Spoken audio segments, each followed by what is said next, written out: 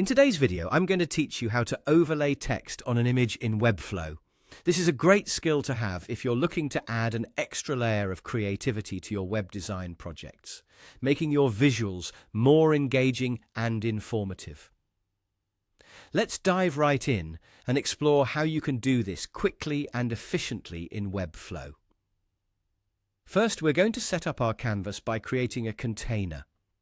Think of the container as a box or a frame where all your elements will live. It's crucial to have a good structure so everything stays organized and aligned. Once you've added a container to your section, the next step is to create a div block inside that container. A div block functions as a versatile building block in Webflow, letting you add multiple elements like images and text, and also control their layout and style. Now, let's populate that div block.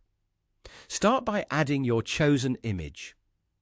This will serve as the backdrop for your text, and you can upload any image that fits the theme or style you're working with. After your image is in place, you'll want to add a text element to the same div block. This is the text that will be displayed over your image, and it's a great way to deliver a message directly on your visual content. With your image and text in place, the next step is positioning the text. To make sure the text overlays the image properly, select the text element and set its position to absolute. This allows your text to move freely within the div block rather than being held to the typical flow of the document. It gives you more control over where exactly on the image your text appears. Next, you'll want to adjust the div block that contains both your image and text. Select the div block and change its display setting to Flex. Flexbox is powerful because it lets you align your items horizontally and vertically with just a few tweaks. Once the display is set to Flex, align everything to the center.